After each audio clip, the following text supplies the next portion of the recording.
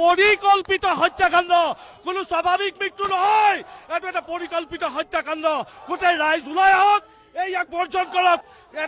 এটা বহিৰাগত বিহাৰী বনিয়াই আজি আমাৰ অসমৰ সম্পদ লুণ্ঠন কৰি খালে, জুবিন দাক মাৰি পেলালে, নি পেলাই ই জবাব দি হ'ব লাগিব। ইয়াক পুলিচে মনা কৰিছিলে, প্ৰশাসনে মনা কৰিছে, তথাপিতো আজি প্ৰেছ মিট দি আছে।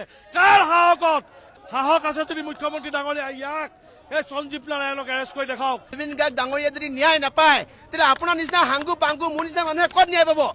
জুবিন গাৰ্গ ডাঙৰীয়া নিচিনা কথাবিলাক, তেওঁলোকৰ হোৱা ঘটনাবিলাক উলট পালট হৈ আছে। আমি যিখিনি স্ক্ৰীনশ্বট পাইছো, সেইখিনি স্ক্ৰীনশ্বটটো মিছা নাছিলে। এই স্ক্ৰীনশ্বটখিনি চাই প্ৰত্যেকজন মানুহে ক'ব পাৰিব, এজন মূৰ্খই গম পাব যে ই অঘটন নহয়, ই দুৰ্ঘটনা নহয়, ই পৰিকল্পিত হত্যাকাণ্ড। গতিকে এজন চিজাৰ এটাক থকা এজন যদি শাৰীৰিকভাৱে অসুস্থ ব্যক্তিক তাত যাবলৈ কোনে অনুমতি দিলে? আৰু তেওঁলোকৰ হুৱে বাৰ বডিগাৰ্ড নিচিনাকৈ থকা সিদ্ধাৰ্থ শৰ্মাই, নকওঁ মুখৰ পৰা বেয়া হ'ব।